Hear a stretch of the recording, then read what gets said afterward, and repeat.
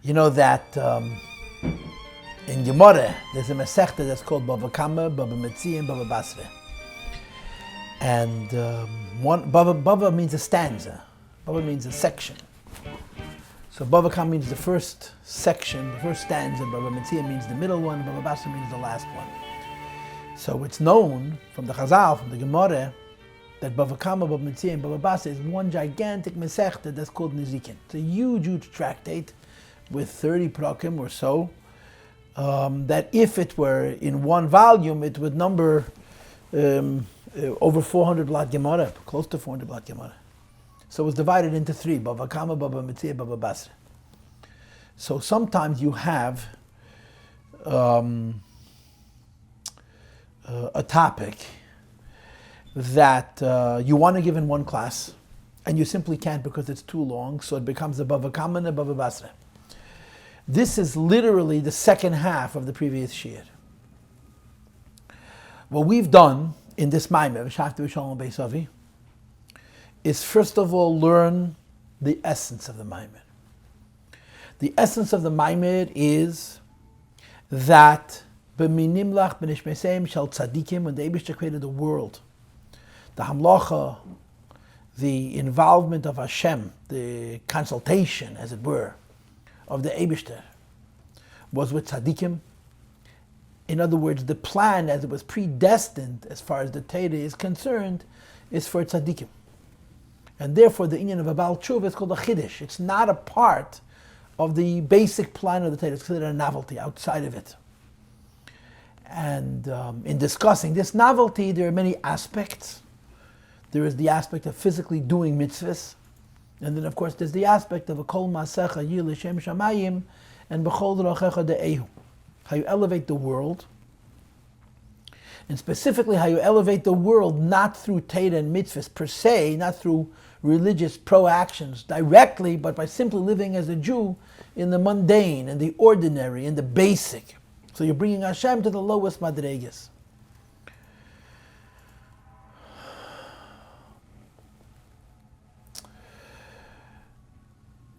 Once we did the heart of the Maamar, the pnimius of the Maamar, we started to learn the Maamar based on the seder of the psukim, the sequence of the psukim. The neshama leaves Gan Eden and it comes down into the lowest worlds. And there are different translations of how low it goes. 3 different translations to be precise. But the pasuk Vayetze Yainkim mebe'er shava vayelech harana is describing that journey. And then in the last class we moved on to the next pasuk. He encounters a place and he sleeps there. He takes the stones in plural of that mokim. He places them above his head. And he sleeps there. So the Rebbe explains, Yaakov leaves Elamis HaYenim, leaves Gan Eden, leaves Alakus, and comes down into Charana, to the lowest worlds, and he gathers the stones of the place. There are many things one can gather when they come to a low world. Yaakov Avinu gathers the daimim, the lowest level, the lifeless level. The word daimim, as I told you many times, does not mean inanimate, as the Rebbe once told Rabbi Nissim Mendel alav hashalom. It means the silent one, he who makes no sound. So he takes the daimim, the even, and he puts it above his head. And the Rebbe added that it says avnei loshen rabim, stones in plural, which denote pirud, hepacha achtas, division, divisiveness, the opposite of unity, and he puts them above his head. So the Rebbe explained that the neshama comes down from the highest worlds to the lowest world, and engages in this lowest world with the lowest things, daimim, even, and he becomes vayosam, merasheisav, it's placed above the head of Yaakov Avinu. In other words, this is the idea of dira le'yisbarach b'tachtenim, this is the idea of yiridet tzerech aliyah, and so on. You come into the lowest world, you engage with the lowest things in the lowest way, and you affect the most meaningful, the maximum effect, maximum change, maximum influence, maximum hashpah. So in the last class we did the first half of this idea of Vayikach Mavnei Amokim V'yosam Merasheiso, and today we're going to do another idea, additional idea, Vayikach Mavnei Amokim V'yosam Merasheiso, how it's not only in the world but it's also in the person, the Avnei Amokim within the person. But I just want to repeat one idea which I said in the beginning of the previous sheet. I want to repeat it again because it's negay, it touches what we're going to be learning in this sheet also. And that is that Yaakov leaves the highest worlds and comes into the lowest worlds and needs a koyach to survive and to thrive and to succeed. So when the Maamar, the Rebbe gave two steps, two levels of this empowering of Yaakov Avinu to do this shlichus. The first, the lower one, was the word Yaakov itself. His name is Yaakov, which is Yud Akev. Akev means the heel that descends into this world. And the koyach for this heel to do its mission and to do it successfully and effectively and completely is from Yud. Yud is Chochmah, Yud is Chaya. It's a very high level. So the Yud of Yaakov gives the Akev, the Neshama that comes down into this world, the ability to do what it needs to do. But then the Rebbe brought Tzaveh Yeshuas Yaakov. This is based on what's written in Teireh and Teireh Chaim. Tzaveh Yeshuas Yaakov. Once Yaakov exists, and he's mamshech, he draws from the Yud to the Akev, you want to empower the whole of Yaakov, which means you want to go even higher than the Yud of Yaakov. So the Yud of Yaakov is a part of who Yaakov is, which you'll see soon. We had it before, is the Madrega of Chaya. Tzaveh Yeshuas Yaakov, the day of Shin, Ayin, Nehoidin, of Keser, is even higher than the Yud of Yaakov, which is higher than Chochmah. In other words, it's not the Madrega of Chaya, it's the Madrega of Yechida. So the Rebbe explained, and he will explain again, that this is the Tait V'Yosem Merashoisav. Yaakov takes these stones, which is the lowest Madrega, it's the hispardus of doimim, the divisiveness in lifelessness, and the silent ones, the lowest level as it's divided up, and he puts them above his head. If it would be Yaakov's head, that would be the Yud of Akev, that would be Chochmah. But placing them above his head is even higher than that. The Neshama comes on into this world. It engages with what is the lowest in this world and raises it above his head. So now let's go to the text. Let's begin to read Perek Yud Aleph on page Ayin Aleph. V'hinei. Inyin vayikach me'avnei hamokim b'gemer. In the last class, and now we're continuing it in this class, we're describing what the Neshama does once it leaves Gan Eden and it comes down into this world. And what does it do? It gathers the stones, the lowest levels, the divided up levels of this world, and brings them into a state of unity and upliftedness for HaKadosh Baruch. So the Rebbe says, Yesh negam b'ha'adam atzmi. It's not only that the Neshama comes on into this world, and it defines entities that have no life, entities that are divided, and incorporates them into Avodas Hashem, but whatever it is he finds in the world, he has in himself as well. And the Rebbe says, V'ha'inyan how is it in the person? And therefore it could be this way in the world. It's known from Sforim, from Chassidus, Sha'avonim Ninkei Moisius. The Pasuk describes that Yaakov Avinu took stones. What would stones be in Nefesh HaAdam? Letters, words. As we all know and understand, I'm talking to you, right? I'm sharing ideas, I'm sharing thoughts, I'm sharing feelings.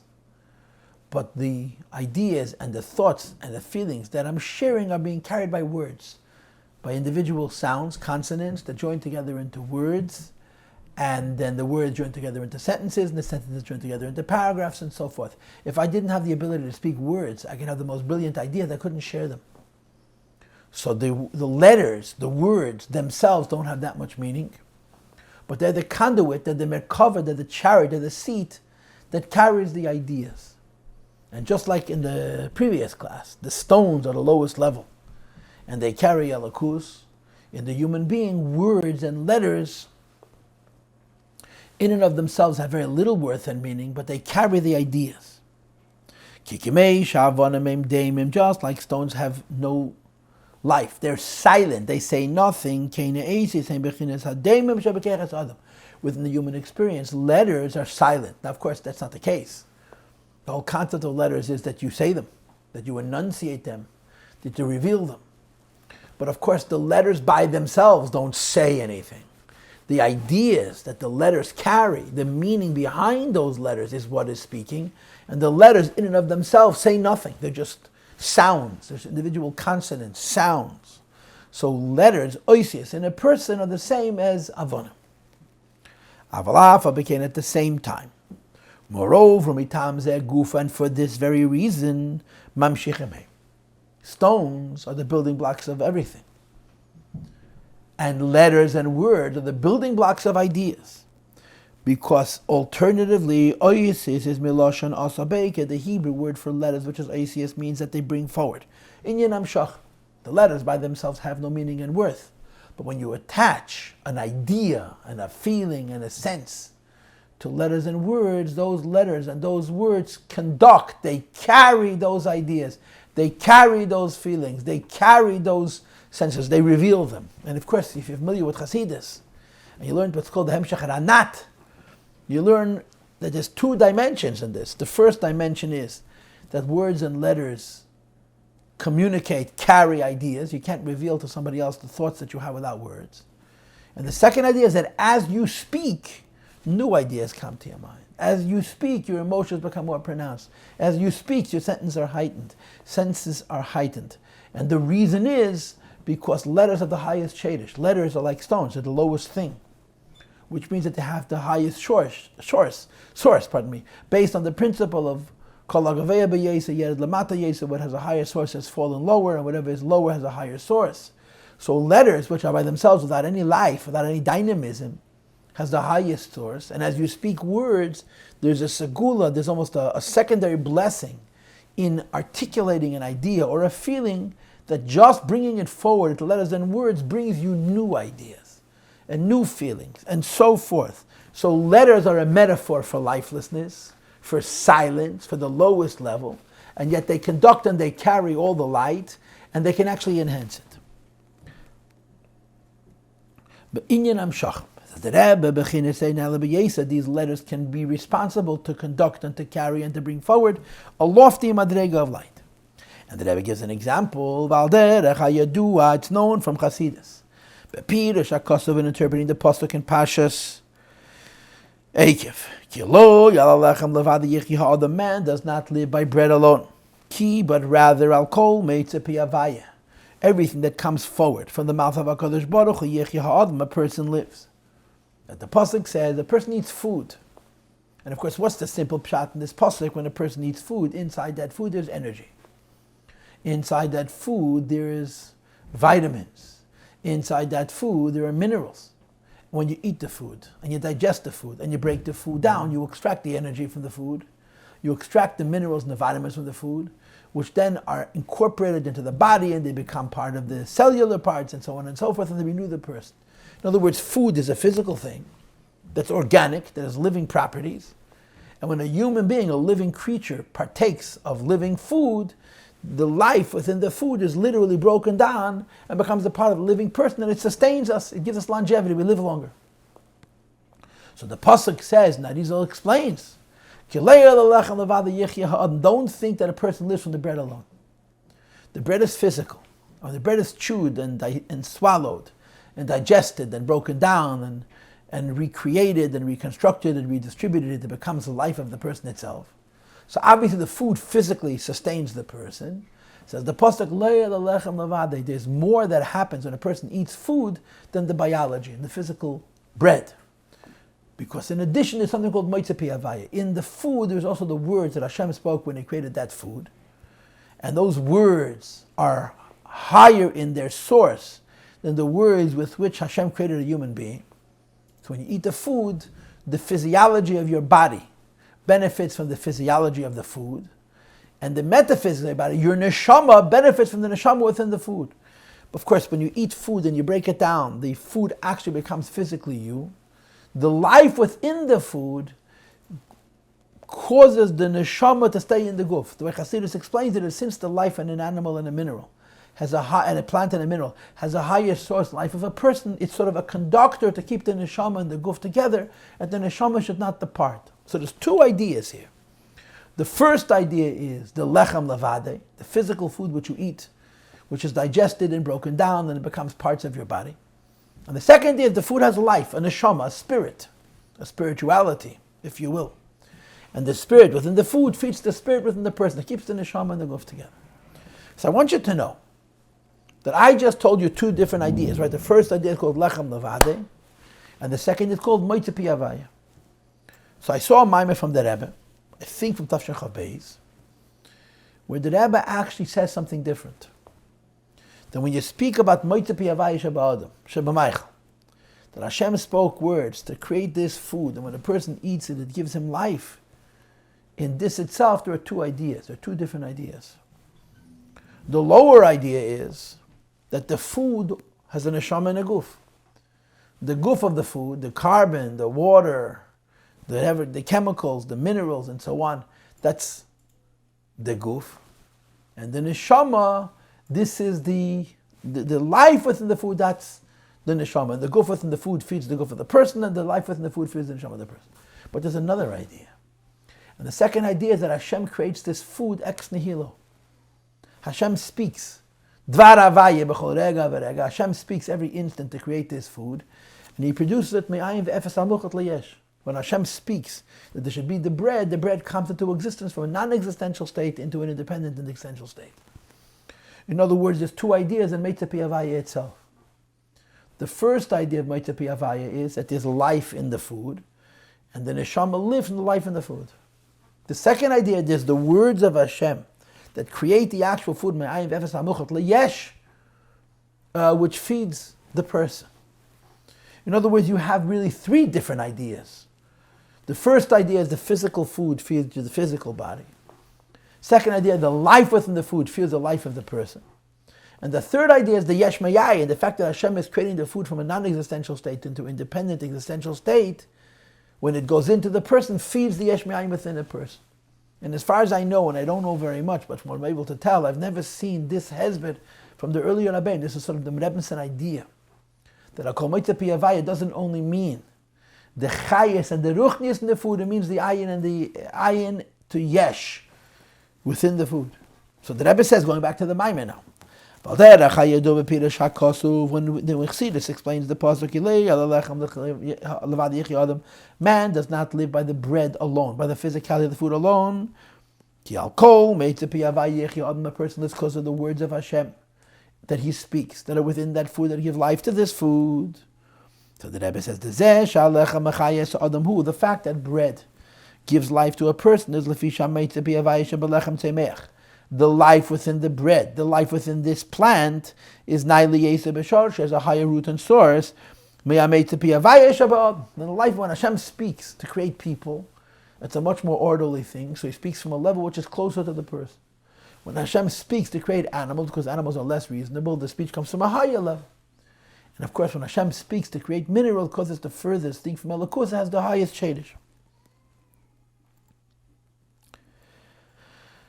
And of course, as I just told you, there's two aspects to this. The first aspect is that the ruchnius within the food has a higher shadish, the ruchnius within the person. And the second idea is the metzias within the food, the yesh mayayin within the food, has a higher shadish than the metzias, the yesh mayayin within the person, and that feeds the yesh mayayin within the person. In other words, we never thought of yesh mayayin having madreges. That the idea of Hashem creating something from nothing, when it's a tzemeach, it's a higher yesh mayayin than a medaber. But that's how the Rebbe explains it. And here the Rebbe means both, and perhaps primarily the second idea. When you eat food, the energy of the Eibishter which creates this food, yesh me'ayin me'ayin ve'efes amuchat leyesh, is the lowest thing and has the highest source. Let's read it inside. The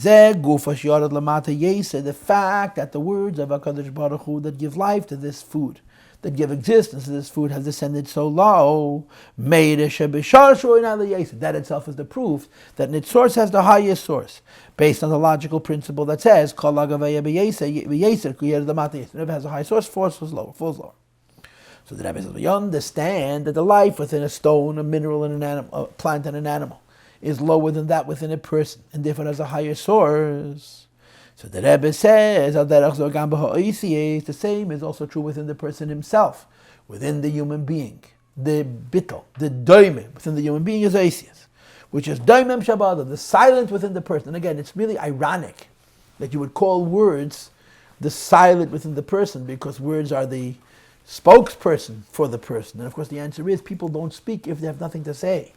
So the ideas are the spokesperson, the feelings are the spokesperson, the letters are simply carrying them. Shesharsham, that the root of these letters is Yeser, is Lamaila Yeser, Gamma Bechinas Temech. It's even higher than a plant. Pardon me, the Kol Agaveya Yeser, Yer Lamatamata Yeser. Something that has a higher and a higher source falls lower and lower. Says the Rebbe, just like Yaakov's neshama leaves Gan Eden and comes into this world, and in affecting the purpose of creation, to make a direlei isbarach b'tachtonim, the neshama involves itself with avnei hamokim. The same is true spiritually. The neshama comes into this world and involves itself with avnei hamokim shebekirbe, within himself, which is oisius. Yaakov takes the stones, Loshen Rabba, which goes on Peter, the rest in the place, and he puts them above his head. That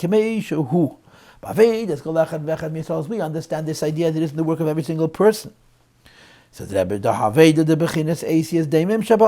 when a person engages with words, which is the lowest level, but nevertheless he engages with them, Magas Lamaila Yeser, the person reaches a level which is even higher, which is higher than one's intelligence, which is the madrega of mirashesa, above one's head. So you engage with the lowest thing and you reach above one's head.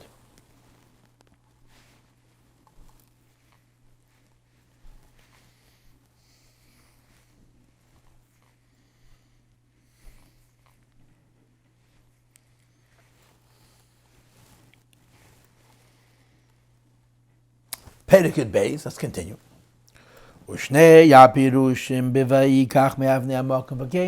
Now we have two different interpretations to the meaning of the phrase that Yaakov took from the stones of his environment. And what are the two different explanations? Number one, the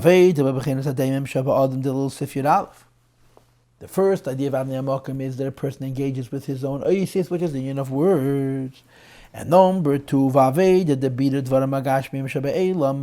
work of bringing clarity to matters in this world, using through Avnei HaMokim, through physical things. Says the Rebbe, these two ideas are interconnected. The idea that words, which are the lowest thing, have the highest shadish, and the idea that physical things in this world are the lowest thing, have the highest shadish. So using one affects the other, and using the second affects the earth, the first, because they're all interconnected.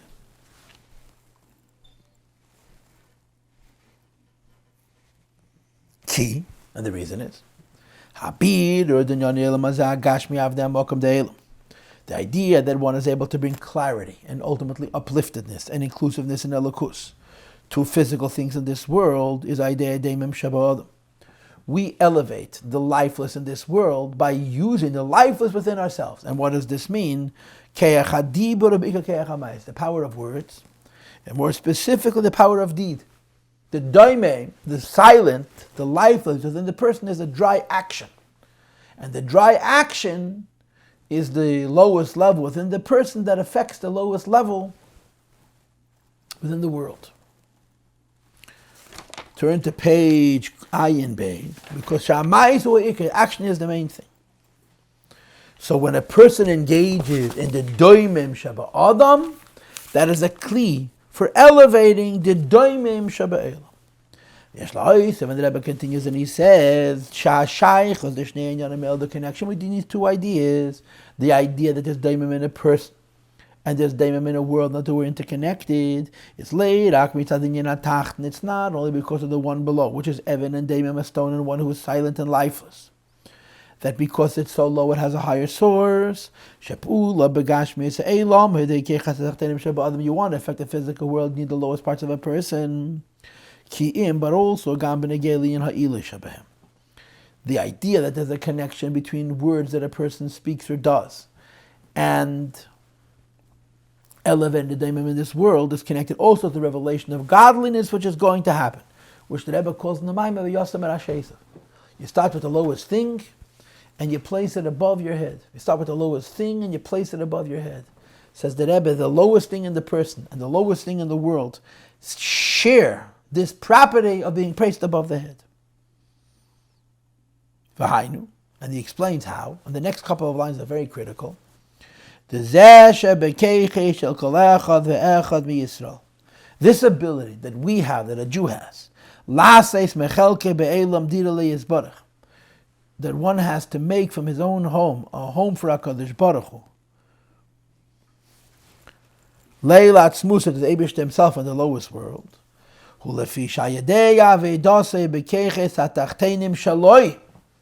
a Jew serves Hashem with the lowest faculty that he possesses, which is the power of action, Mizgala etzem haneshama, it reveals the very essence of the soul, Hamayuchad batmusa yizbarach, which is one with HaKadosh Baruch Hu. When we engage with the lowest things in this world, we use the lowest things within ourselves. And by engaging the lowest thing in the world, which means that we're using the lowest thing within ourselves, we reveal etzem haneshama. Because in the lowest thing, in the action, there's etzem. So the Rebbe says there's two things that are equal. The lowest thing in the world and the lowest part of a person. And when a person engages with the lowest part of the person, he reveals the highest part of the person, the very essence of the person, the yechid of the person. And this gives the person the koyach to be able to do the avodah. And that's the prat of Menashesav. It doesn't only mean that it's under the head of Yaakov Avinu. It's above the head of Yaakov Avinu. It's higher than the madrega of Yaakov. Because Yaakov, the Yud of Yaakov, is the madrega of Chaya, and this the Rebbe describes as the Indian which is above the head, which is the Indian of Yechida. So the Rebbe makes a corollary. The neshama comes from a holy world into a very unholy world to engage with the lowest things. The beginning of this engagement with the lowest things is the lowest things within the person, and Vayosam and Ashaysav that gets the person to the highest madrega possible. Now, if you look quickly in footnote 93. The Rebbe quotes from the Tzadik Tes, the fact that the Jewish people, with their strength, to make the home for HaKadosh Baruch Hu, is our ability to affect the lowest world is because our lowest level has the highest source. And the height of our source empowers us to descend so low. So the Rebbe continues and he says, to understand the idea that when a person connects to the lowest level within him, the daimim in the person, it connects to the lowest level within the world. And the power to affect that is because it reveals the deepest level in the neshama, and accordingly reveals the deepest level in the world. It can be understood based on what's discussed in other places in Chassidus. And we already discussed it in the last shir and the shir before last. And I mentioned it today in the beginning of the shir. In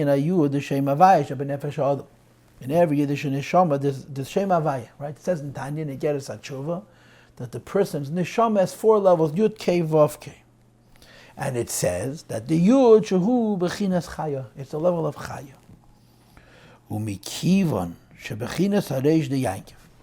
And as far as we're concerned, as far as this Maamar is concerned, the head of Yaakov, Shehu HaYud de Yaakov, is the Yud of Yaakov, Shehu HaYud Shem Havaya, like we discussed earlier. Eikev means the heel, and the Yud of Shem Havaya. Says the Rebbe Hu Bechinas Chaya. The koyach that Yaakov has to come down into this world, on the first level, before you get to the Tzavi Yeshua as Yaakov, just his name, is that Yud is Chochma, is Chaya. Muvum is that, therefore understood. When you say that a person engages with the lowest of this world, which is called Daimim, the silent one, and Magas Lemaylam Bechinas Reish de Yaakov, it touches, it's raised above the head of Yaakov Avinu, because it's placed Vayosam Berashesav above the head of Yaakov Avinu.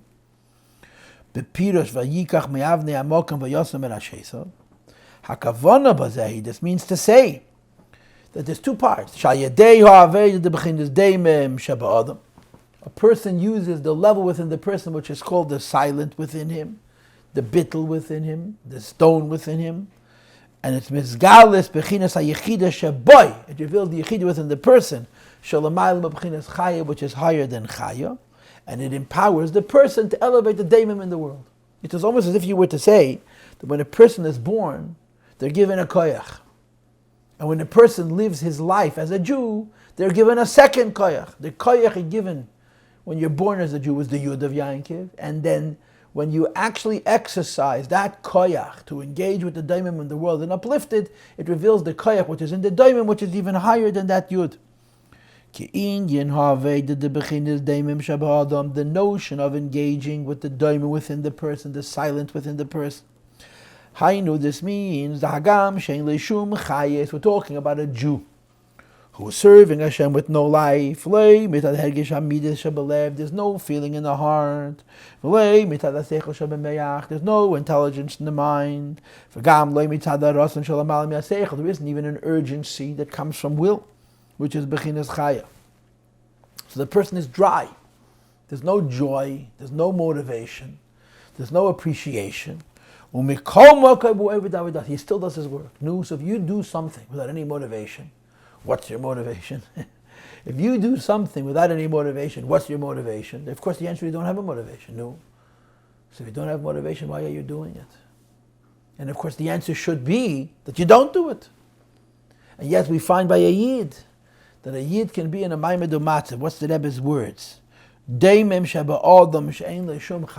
no motivation, and yet he does it. And the only answer is because there's a Madrega within this person where he and Hashem are one, the Yechida. And the Madrega where him and Hashem are one, you don't need a motivation to do what you need to do because this is what you are. So the Doimem Sheba Adam, the silent one within the person means when you remove, when there's a displacement of the sophisticated aspects of the person, the Moyach, the Leiv, the Moyach, the Rotzen, and you're left with nothing, and nevertheless you learn HaKadosh Baruch Hu. That service of HaKadosh Baruch Hu is coming from the place within you that you can serve Hashem, where you're motivated to serve Hashem without a motivation, which is the Madrega of Yechidah. It has to do with the so-called essence of the person, and the Rebbe brings the Rambam, every Jew based on the substance of his essence, or the essence which is his substance. He desires to do whatever Hashem desires. The Rambam says, and of course you all know what the Rambam says, and this is twice in the Rambam, it's two different halachas. The Rambam brings it only once. The first is by get, and the other is by a korban. It says L'rtzeni lifnei havaya, right? Yaakov said L'rtzeni. He's forced and he's not forced. And you have the expression a person doesn't want to do something that he needs to do. He needs to do it not because it's for health, not because it's in his personality, not because it's in his physical gain, but because Hashem said he should do it. But Hashem said L'rtzeni, it only works if he does it by choice. So the expression is say you force him as I want. So you come out to a person who has to bring a korban, he doesn't want to bring it, so you make him bring it, you force him to bring it, you hit him until he says I want. And he brings the korban, and as soon as the korban is brought, he says, by the way, I didn't mean it, I didn't want to do it, I only did it because I was coerced. So the Rambam says it doesn't matter. Why? This is Nigle, right? This is Rambam. The Lashon is Kol echad mi Yisrael reitz elasis kol mashu ras Hashem. If the Eibishter wants it, you want it. Now, what about the fact that you're running around and screaming that you don't want it? That's Yitzrei Yonsei. Yitzrei Tokva. The Yetzer Hara is blocking. If you remove the Yetzer Hara and you find the real person wants to do what Hashem wants. And again, to use the fancy language I used before, the real person doesn't need to be motivated to be motivated. You don't need a motivation to be motivated because this is what you are. So when you hit the person and he does what the Eibishter says he has to do, we say that and he says, I want. I want. And he does it. We say that I want was his truth.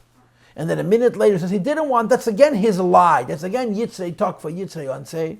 Because a Yid has a pnimiyus, a Yid has a pintel, a Yid has a point where he's one with HaKadosh Baruch Hu. And just like you don't need an extraneous motivation to do something for yourself, you don't need an extraneous motivation to serve HaKadosh Baruch Hu. And it's only revealed when there's no other motivations of seichel, midas ratzon and seichel. When this is the pshat, shekol echad v'yachad mi Yisrael, that every single Jew, gam kal shavakalim, even so-called callous and indifferent and unapathetic Jews, yachalim senav shal gedushas Hashem, is in a position to be mason nefesh hakedush Hashem, as it says in Tanya, in Faket. We know from different Maimorim that the simpler a person is, the more likely it is that you go on a Mesedas Nefesh. And the famous Maamar from the Rebbe Rashab, which he said in the year Tafresh Memches, Ein HaKadosh Baruch Hu ba b'trunya b'riyesef, Simchas Torah Tafresh Memches. And he gave the mashal of the head and the feet. The head knows it has to go into boiling water, and the feet go first, dafka because they don't understand. And the Rebbe Rashab explained that this is the Ifan Anoshim Pshutim, simple people have an easier time doing the will of HaKadosh Baruch Hu without a motivation than the smart guys, and the intelligent ones. That's what you have in the Hayem Yem. That in this time of Ikras the Mashiach, dafen afila de balaseichel avek legen ze seichel on azait. The smartest people in the world need to put their mind aside, because when you're using your own mind, ken menatos hoping you can make a mistake. Ungei mit the tminis and the emunah pshuta van aposhat and yidden. They should follow the sincerity and the simple faith of a simple Jew. And the Rebbe said that when you go after your seichel and you can go in the wrong path, biz as mara tia bacharena could be bitter in the end. So it's not only true that there's a daimon within a person, there's a level within a person that's not motivated. And in its lack of motivation, it's motivated to do what Hashem wants, because it's revealing this pinta yid, but fakert, the simpler the person, the closer the person is to that idea. And this expresses itself in Mesiras Nefesh. Mesiras Nefesh HaKiddush Hashem. And of course the whole idea is that when Yid is Meis Nefesh HaKiddush Hashem, it's B'lishum Tam, V'das, Tam, V'seichel, Tam, Meine, Klal. There's no basis for a Yid is Meis Nefesh. When a Yid is Meis Nefesh HaKiddush Hashem, it doesn't have any explanation. V'gam b'ma'at sheyedim. The Rebbe says in Tanya chapter 18, even when a Yid does know a little bit, they're not Meis Nefesh because of the little bit that they know, just because of their neshama. The power of Mesiras Nefesh comes from the very essence, which is the Yechida, and the Yechida is revealed in the Avodah of Daim. Not being motivated opens up the person to the deepest motivation, that I am not serving God, I am an expression of Him, and what He wants, I want, because we're one and the same thing. Now there's a fascinating footnote 97, with a Shuli Al Ginyan underneath, and basically it's a shtickle pilpul, where the Rebbe brings rayas for three possibilities. Number one, that Mesiras Nefesh HaKiddush Hashem is chaya, because in Tanya it says Chachma Nefesh. Number two, that Mesiras Nefesh HaKiddush Hashem is Medrega of Yechida, because we find in Maamar that it's called Keitz Yud, the crown above the Yud. And number three, that it's even higher than Yechida, because in Tanya Perik Yud Ches he brings 5 words: Tam, V'das, V'seichel, Musag, Umuvan. And the Rebbe explains that these 5 words go on the 5 levels of Yechida, Chaya, Neshama, Ruach, Nefesh. And when it says Einei b'bchinas Tam, V'das, V'seichel, Musag, Umuvan, it means it's higher than all 5, so it's higher than Yechida. I'm not going into the pilpul and the rayas, these are details. But the Rebbe mentioned in footnote 97, the Shuli Agilian, that he can bring rayas from some places, that Mesiras Nefesh HaKiddush Hashem is from Chaya, from other places, like in our Maamar, that Mesiras Nefesh HaKiddush Hashem comes from Yechida, and you can even bring rayas that's higher than Yechida. But Tziyazeh, what's important is that when is the Yechida accessed, dafke in the time when a person's in a Maamar the Matzav of Daimim. And I want to share something with you. Only problem is I can't find my source. It's one of those things, I remember hearing this from the Rebbe as a boy, as a bocher. And I remember knowing approximately what years, what time I heard it. And I've since looked for it and I've never been able to find it. But I'm nevertheless going to say it. And that is that in Chassidus we're taught there's 2 madregas of Mesiras Nefesh. Here it says 3, but 2 madregas of Mesiras Nefesh. The lower madrega of Mesiras Nefesh is Mesiras Nefesh that comes from Chaya. The higher madrega of Mesiras Nefesh is Mesiras Nefesh that comes from Yechida. What is the difference? In technical terms, the Mesiras Nefesh of Chaya is because I love Hashem so much, I'm prepared to give my life away. The Mesiras Nefesh of Yechida is I am so one with Hashem, I can't separate myself from the Eibishter even if I want to. In other words, the Mesiras Nefesh of Chaya is defined by a positive terminology, a positive denotation. I love him a lot. And the Mesiras Nefesh of Yechida is denoted by a negative denotation, because it's really without a limit, believable. So it says in Chassidus, there's 2 levels of Mesiras Nefesh. A level of Yid has Mesiras Nefesh because he's very devout, he's very intelligent, very sensitive, very passionate, and he believes in his cause so much he's prepared to die. And then there's a level of Mesiras Nefesh which comes from Yechida, and the lashon that's used is ef sheli es be'efen achar klal chas v'shalom ki'ilu hu davar she'i efsher. It's, in other words, he's not giving away his life to remain attached to HaKadosh Baruch Hu. He simply cannot separate himself. That's the difference between Chaya and Yechida. So I have a recollection that Rebbe once said, but I can't find it. It is a very, very painful Gemara. I mean, the Gemara has a context, but nevertheless it's a painful Gemara. The Gemara says that there were three Nevi'im, prophets, called Hanani, Mishael, and Azariah. And they wouldn't bow down to the tselem, to the statue that Nebuchadnezzar made, and they were thrown into a furnace. And they didn't die, their clothing burnt. This is described in the Psukim. Their clothing burnt off, but their bodies remained intact, and so on. So the Gemara says, Ilu nagdu l'chanani mishol v'azari yeshua achasav apalcha l'tzalma. If instead of throwing them to a furnace, Nebuchadnezzar had tortured them for an hour, they would have bowed down to the tzelem. And the Gemara wants to bring a raya from this, that Malchus can be worse than Misa. Because when a person is put to death, they die and they're dead. When a person is tortured, it goes on and on and on and on. So the Gemara says, if Hanani Michal Vazad had been tortured for 1 hour, they would have bowed down to the likeness. So again, the way I remember it, the Rebbe asked the question.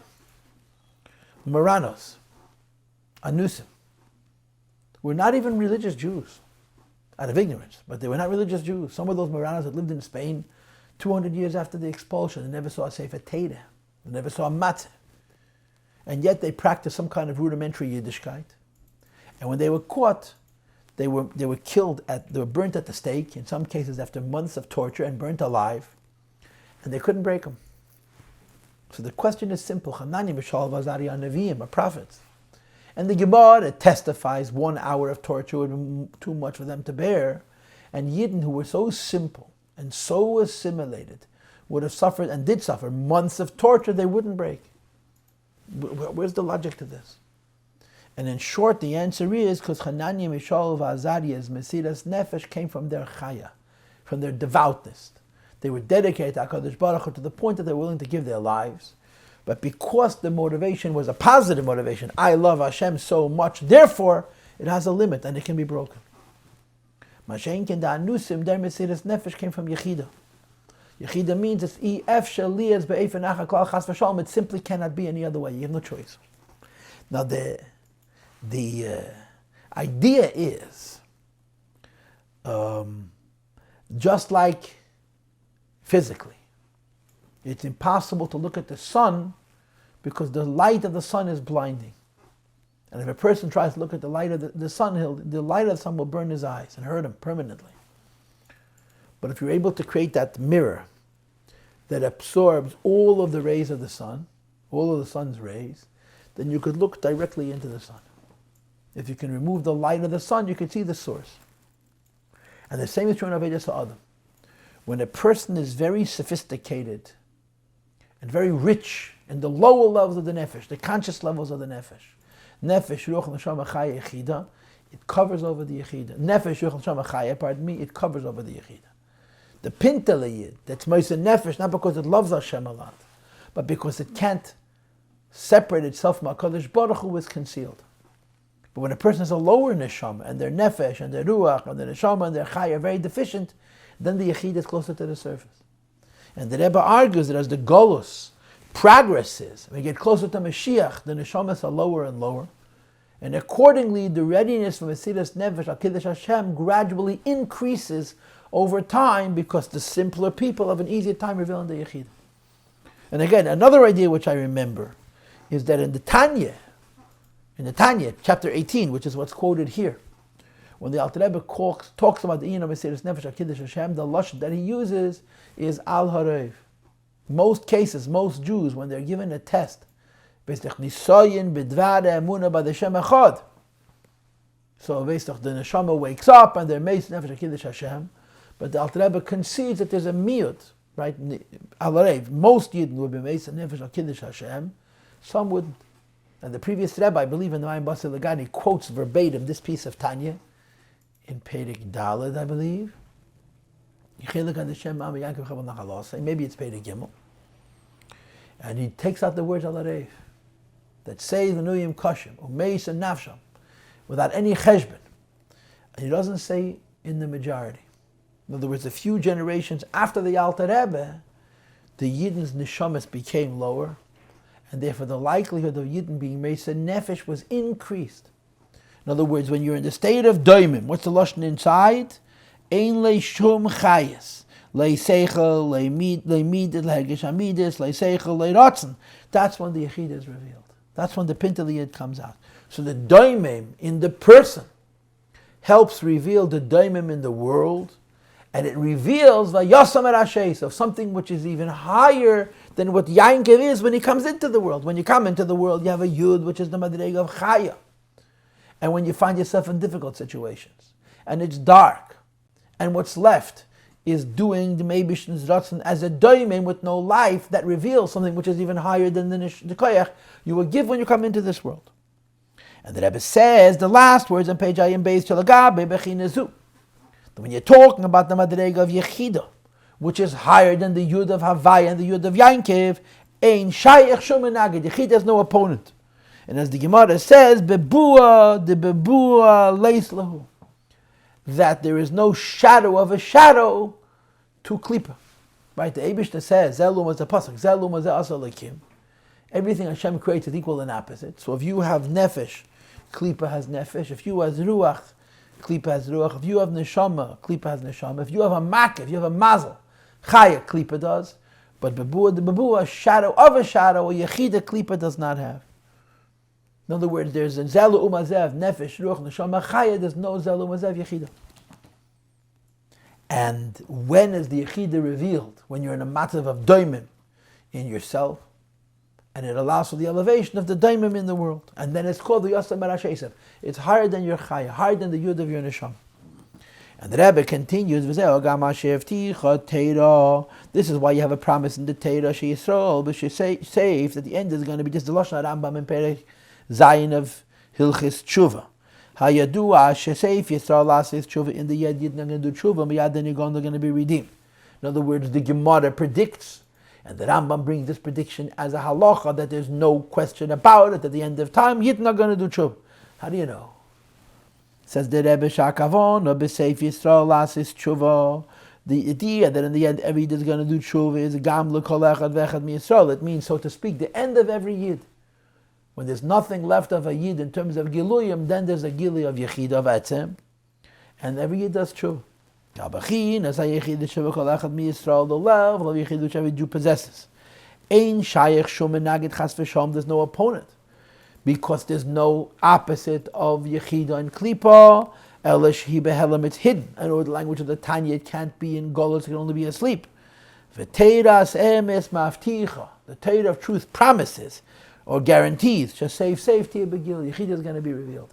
What does it take? It takes the greatest darkness. You know, I'm reminded as we have this Shir, or this Fabrengen, that right after the Yom Kippur War, the 6th Day War, pardon me, the Rebbe said 3 times, Tishrei, Tavshin Chav Ches, 1967, the Memorim, V'hoya b'yemehu yitaka b'shefer gadol avo ha'ivdem beretz Asher v'dacha beretz Mitzrayim v'shtachol Hashem ha'rechedesh b'Yerushalayim.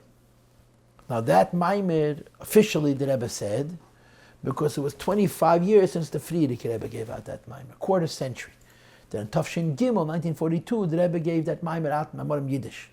The Akriya V'Akdusha was coming out right in the middle of the war. And there was a magazine in Yiddish called Akriya V'Akdusha, Readings and Holiness, which is a mysterious magazine with all kinds of spiritual significance. And there was always Yelamdeinu Rabbeinu, a Maamar. And after the first few months, it was in Yiddish. And there's a whole volume, Memorim Yiddish, from the Rebbe Rayatz, which was written in the Akriya V'Akdusha. And one of the Maimorim was Rosh Hashanah Tavshin Gimel, was V'hoya b'yemehu yitaka b'shefer, based on Likutei Torah, of course. So 25 years later, the Rebbe said the same Maamar, a quarter century later. But it was very obvious, he said it 3 times. Rosh Hashanah, Shabbos Tshuva, and then Shabbos Chalamed, I think. And it was connected to, and by the way, one of those 3 is Mugeh. In Melukot Chelik Vav, it's Mugeh. And one of those, and the Rebbe connected it to the 6-Day War. And it's very clear, to me at least, and you can see it in Fashidin Mukairis, including in the Hayem Yem, that the Rebbe saw the 6-Day War as a messianic event, as a spiritual thing. And the Rebbe identified the miracle, the faith that the Jewish people had before, and the solidarity the Jewish people experienced before and after, as a sign of Mashiach.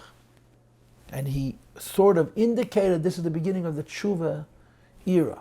The Tshuva movement didn't start in 1968, but the Rebbe argued that now the Tshuva movement's going to take off, because there's a new Gilui. You have to read the Sichos. And by the way, if you're interested, if you go to my website, insidechassidus.org, in my Sichos section, I spent, I guess it was last summer, 2 summers ago, when we had the 50th anniversary of the 6-Day War. I learned through all those Sichos in order, and they're available on my site, in my Sichos section, and probably also in my Rebbe biography section of the 6-Day War. There's a bunch of Sichos where the Rebbe made it very clear that he saw the 6-Day War as an expression of Hashem's presence and a revelation of a koyach of a Yiddish neshama for tshuva, which is a precursor for the coming of Mashiach. The Rebbe felt that we didn't use the opportunity. But in any case, the Rebbe said the Maamar. And what did the Rebbe say in the Maamar? That it says Mashiach is going to come, there's going to be a shofar gadol that's going to blow. But it doesn't say who blows it. It doesn't say v'haya v'yemahu yitka b'shofar gadol. It says yitoka. The shofar will sound itself. And one of the issues that the Rebbe addresses in the Maamar is, you say Mashiach comes, there's going to be a shofar gadol, and it's going to be blown. Why don't you say who's going to blow it? And the Rebbe explains that yitoka means it's going to blow itself. It's going to sound itself. And he explains the following: that when a Yid is in a part of a Maamar Matzav, his situation is not very good and not very bad, he can sleep. When his condition is terrible in terms of religion, spirituality, that he has no feeling and no sensitivity and no involvement, the pintel Yid, the depth of the neshama, as they say in Yiddish, egbert, it irritates, it can't rest.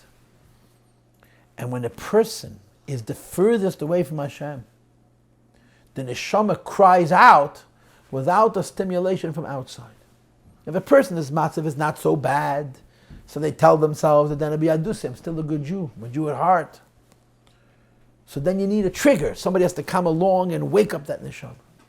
But when a person is so far gone that they can't even convince themselves anymore that you can do whatever you're doing and you're still a yid, then it'll be aduse. So the neshama wakes itself up. And that's the pshat, yitoka b'shofar gadol. It's as if the shofar gadol of Mashiach, which is the inyan of Yechida, cries without any motivation, just from within itself. And the Rebbe is saying more or less the same idea here.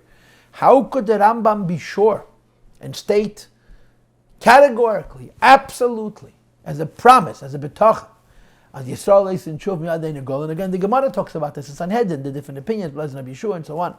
Right? And the Rambam paskins that we're going to do tshuva. And the answer is because when it gets so dark, you don't need a motivation for the tshuva. The tshuva is a cry that happens from self. And therefore there's a haftacha, there's a certainty that it's going to happen. And the Rebbe says the daimon within the person, which reveals the yechida, elevates the daimon within the world. V'yasam erashesav, it's higher than the head of Yaakov Avinu, which is the union of Yud. Continues the Rebbe and he says, this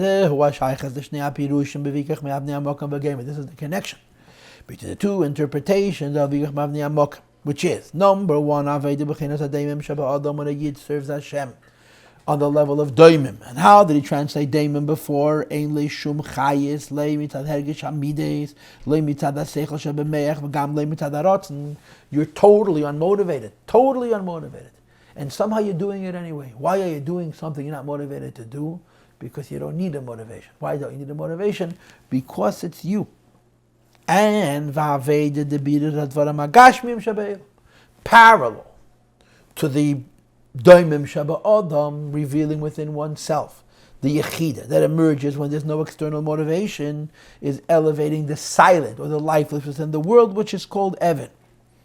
She did Aleyas Baruch, it should become a home for HaKadosh Baruch Hu. Ki Hakeyach Yesh B'Yisrael Lasas Meha Eilam Did Aleyas Baruch, the power that a Jew has to make this world, this darkness, home for HaKadosh Baruch Hu, L'Yechidei Shem T'Eibishter himself, Al Yedei She'eisem Me'av Nehamakam De'elam. You take the stones, the lifeless, the still, the dead of the world. And he says in parentheses, Avnei Lashon Rabim, many stones, which shows on the union of Pirut.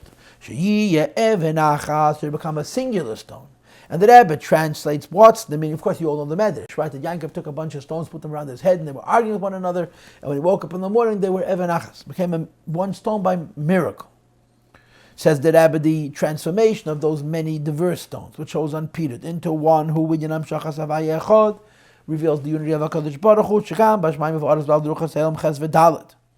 That even in the world at large, which is divided up into sections and parts and directions and dimensions, they're subdivided and separated.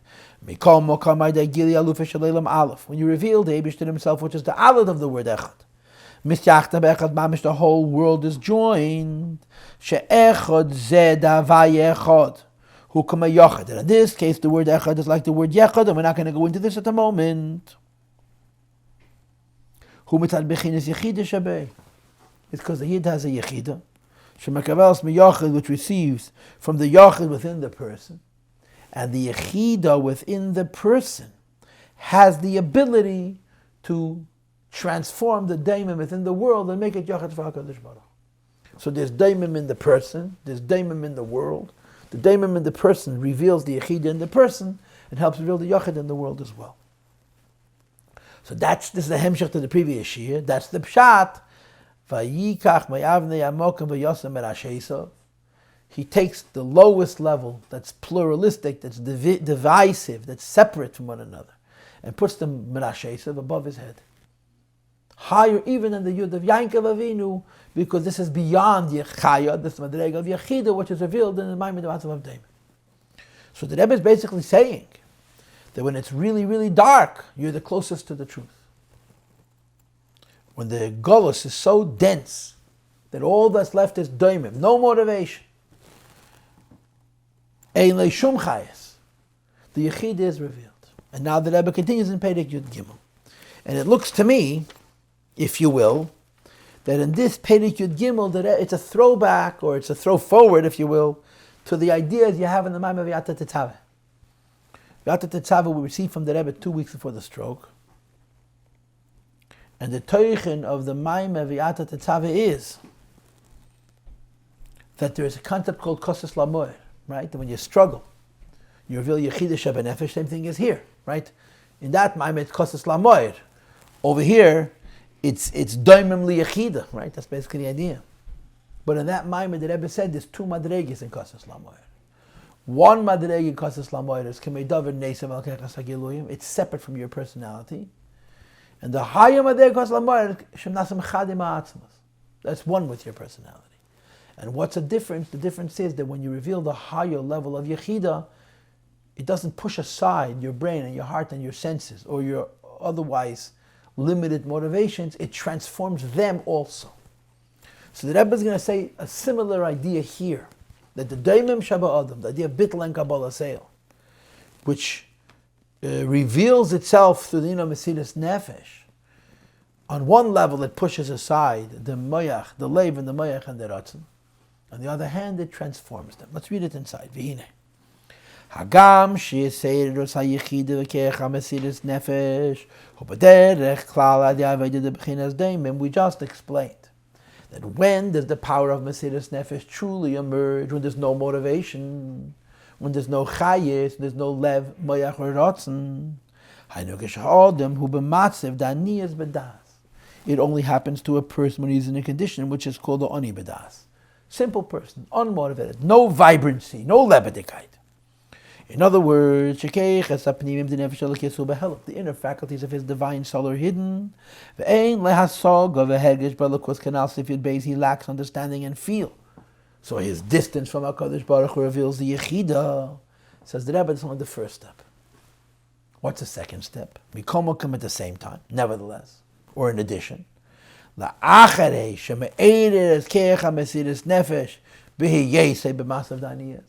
Once a Yid's Yechida is revealed because he found himself or she found herself in a condition of spiritual poverty, he needs a pale, this affects that he can later reveal the deeper inner faculties of the divine soul. And when he reveals the deeper inner faculties of the divine soul, they become conduits for this Yechida. In other words, initially the Giluyim would cover over it. But once Etzem is revealed, it can transform the Giluyim. And he explains it using a Maamar Chazal. Very interesting.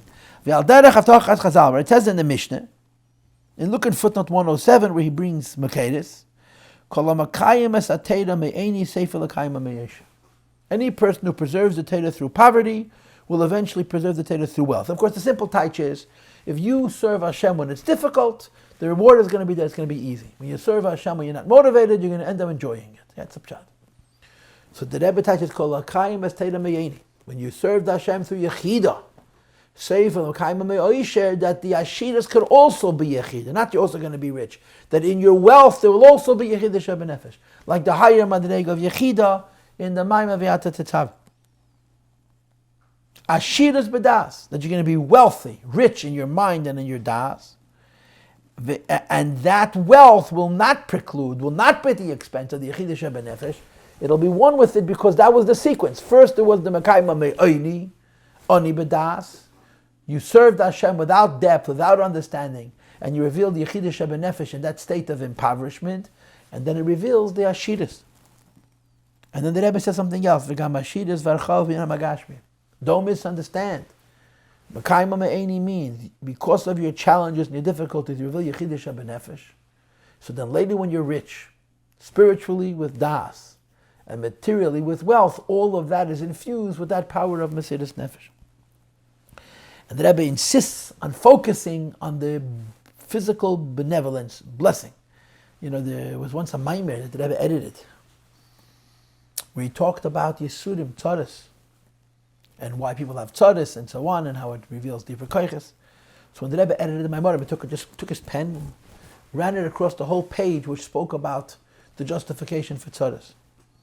And it made the Maamar very difficult to understand, because just missing a piece.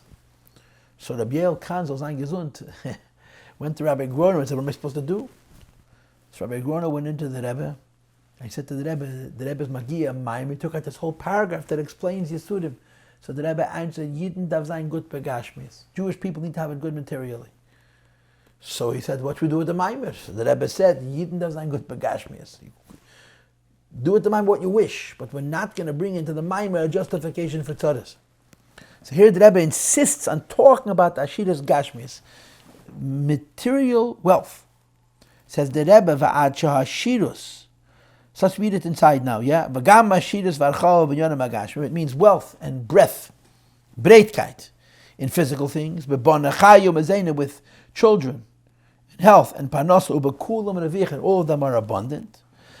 V'ad Shahashirus V'archava B'yonim Hagashmim, one's wealth and one's breath in material things is beribui uveshufi. It's so much and with such a flow that it's lamayla medidav agbal. It knows no limits.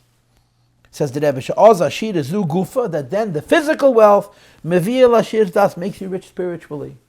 You know, they say that the kelim noyim, dira no, marchivim daidish aladam.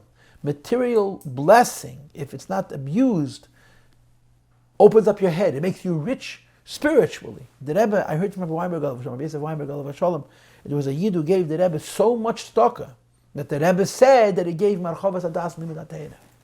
So here the Rebbe says that when you're Mekayim es atayra me'eni, you go on Mesiras Nefesh, in your Yiddishkeit seifa, lekaimo me'oisher, that the oisher should also be Mesiras Nefesh. Kigam, Masech of the Nefesh Abahamis, even the animal soul's intelligence, Masech understands, Shashir, this kind of wealth. Turn to page Ayin Dalad now, which is Lamayla, Mavdidav Akbala, which is beyond any measure. And beyond any limit, Yachalav Irak Me'avaya has to come from HaKadosh Baruch Hu, who's Mekeir, Kala Brachas, the source of all blessings. Moreover, Vegam Oz, and even after the wealth is attained and achieved, material wealth and spiritual wealth, the person continues to serve HaKadosh Baruch Hu b'mesiras nefesh, with a sacrifice which is l'mayla me'asech. The zehu apirish, this is a pshat. Kol ha'makayim es ha'teira meyeni. If you start out serving the Teira, keeping the Teira, fulfilling the Teira, sustaining the Teira out of poverty. And of course, if I'm impoverished materially and spiritually, what's my motivation? And the answer is, I have no choice. This is me. Say, for l'kaim ha'meyesha, you come to sustain it also with wealth.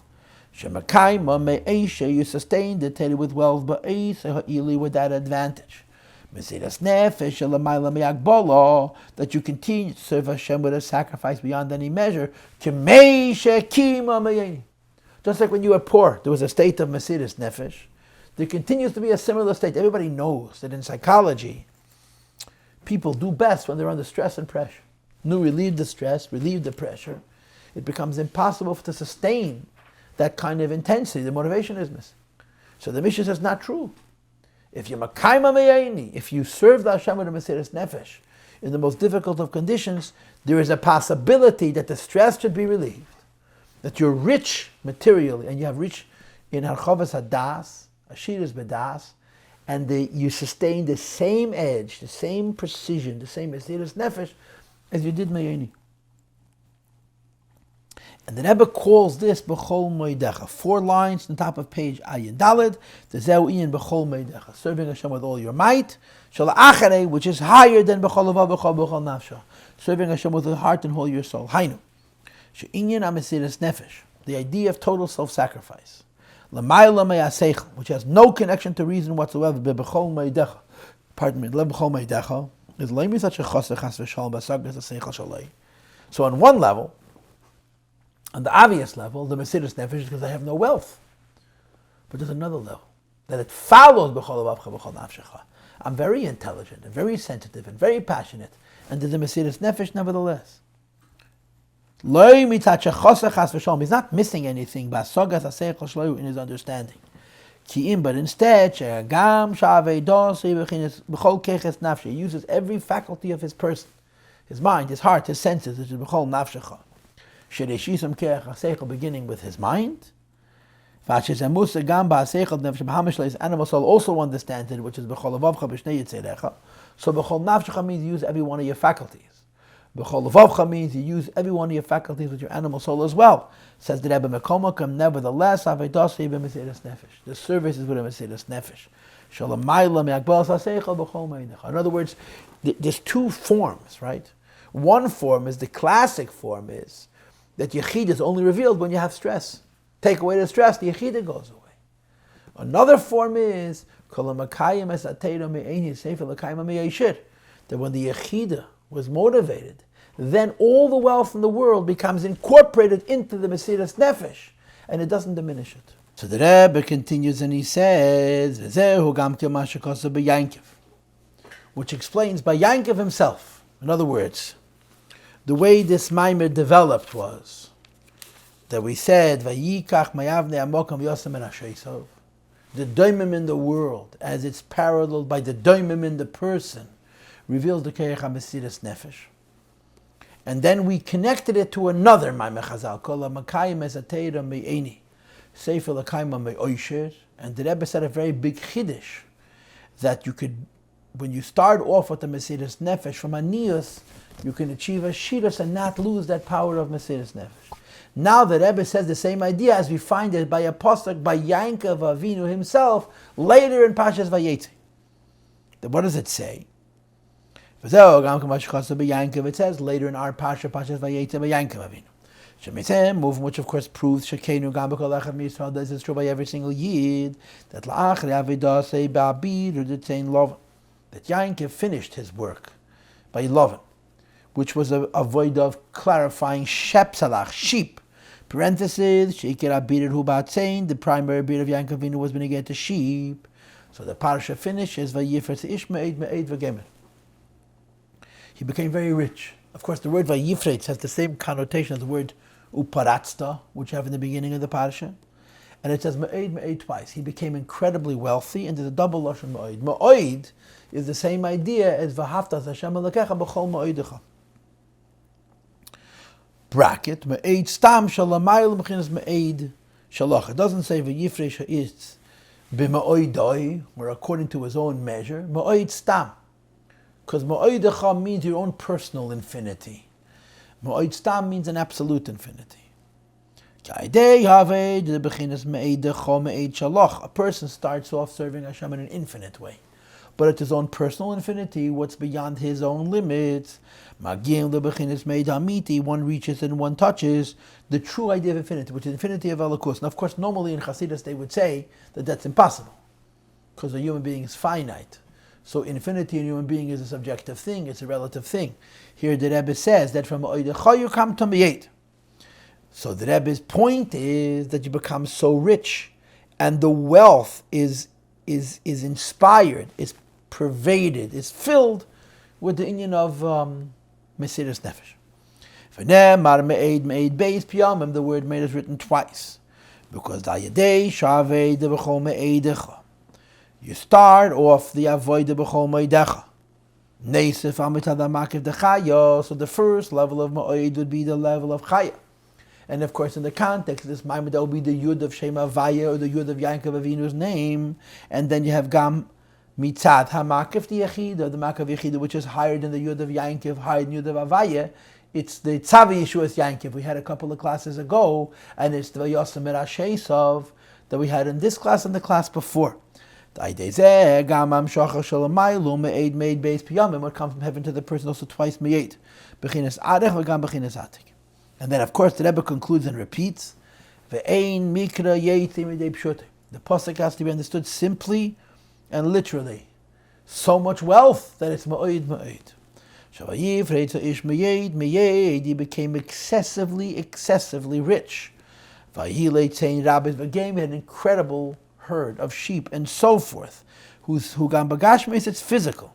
Yadei ha'aved de b'chol me'edecha.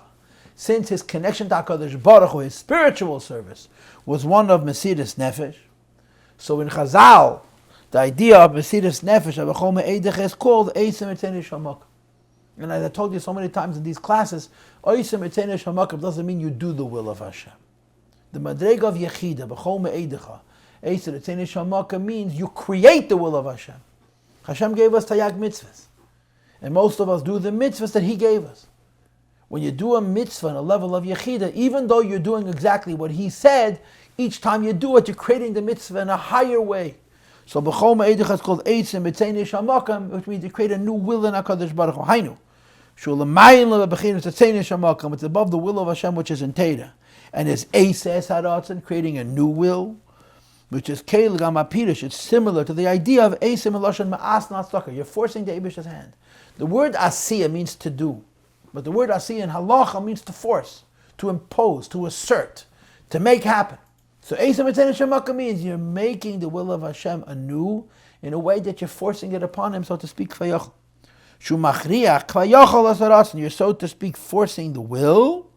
Tzadik Gezer V'HaKadosh Baruch Hu Mekayim K'mei Shekosov Atigzer Eim V'Yakom Loch V'Yaseirem Izu HaKadosh Baruch Hu Gezer V'Tzadik M'Vat Izu All Maamar Chazal. One level is Hashem, a person, a tzaddik decrees, and Hashem has to listen. And the higher level, Hashem made a decree, and the tzaddik breaks it. There's the power of Eisem Etzene Shamakam. Shinasa Balabayis Ekal Chalke Be'elam. That a tzaddik on the level of B'chol Me'edech is a Balabayis of his entire portion of the world. So the Rebbe says the fact that it shows itself in Gashmias also doesn't take away from the Mesiras Nefesh. Top of page Ayin Hey, Shiele Archava B'chol Inyan, there's breath in all of his things, and Binyan Baruchnim.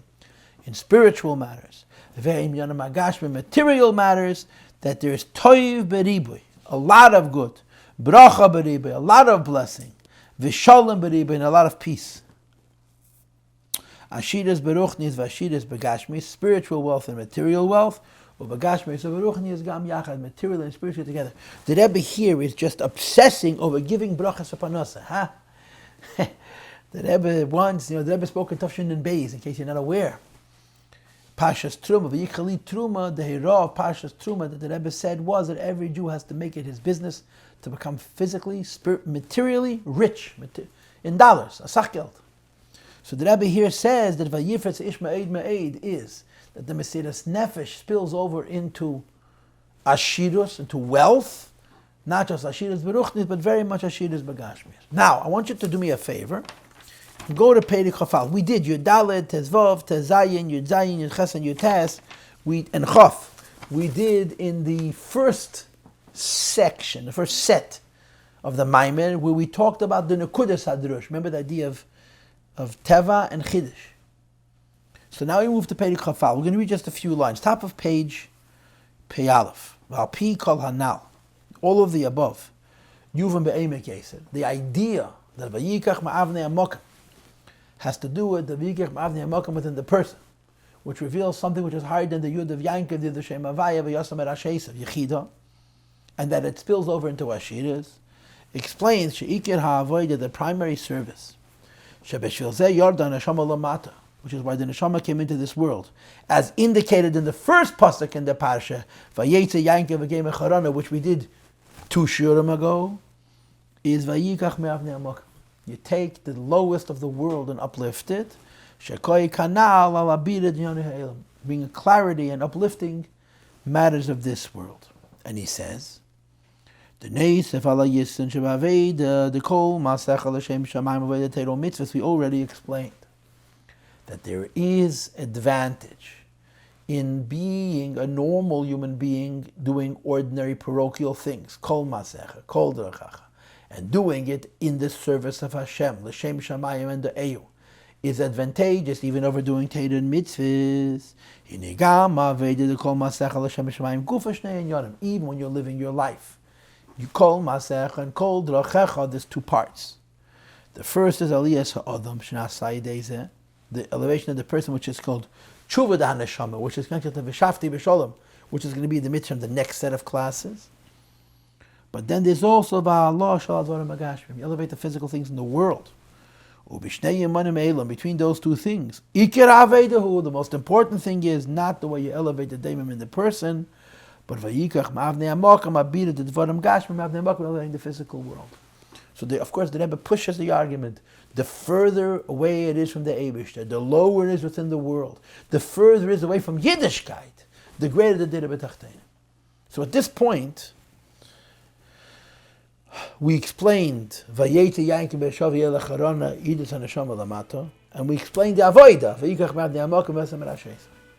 What's left to be discussed is the Schar, right? That the Eibishter is going to guard me on the day that I'm going to go. V'Nasan Li Lechem Lechem Lebeged Lil V'Shavti B'Shalom Beis Avi V'Hoya Avaya Li L'Lekim Heaven Azeis Yebeisa L'Kim, and this we're going to begin discussing in Mitzvah Hashem in the next class.